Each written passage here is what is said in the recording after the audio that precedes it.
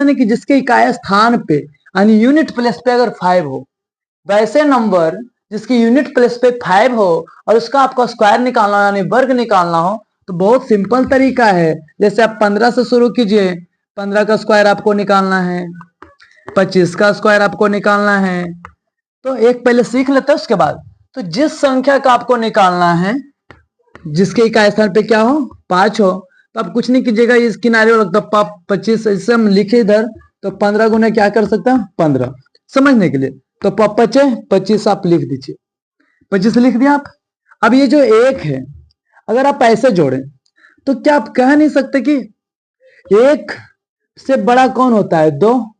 और एक से बड़ा करने के बाद ये दोनों को मल्टीपल कर 2 एकम 2,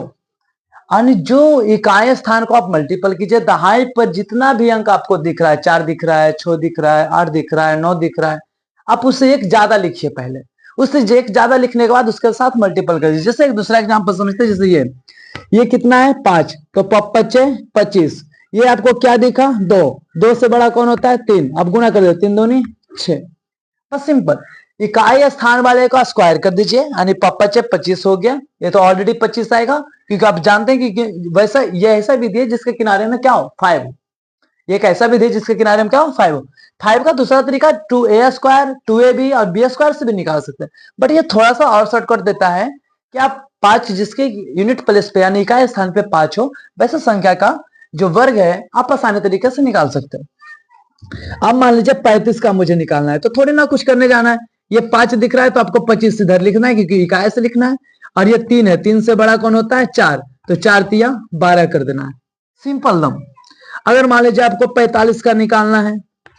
तो आप देख रहे होंगे ये 5 है तो 5 है 25, और 4 से बड़ा कौन होता है 5, तो 5 चौके 20। आपको 55 का निकालना हो, मान लीजिए 55 का स्क्वायर, तो 5 है 25 और ये 5 है तो 5 से बड़ा कौन होता है 6, और 6 5 30।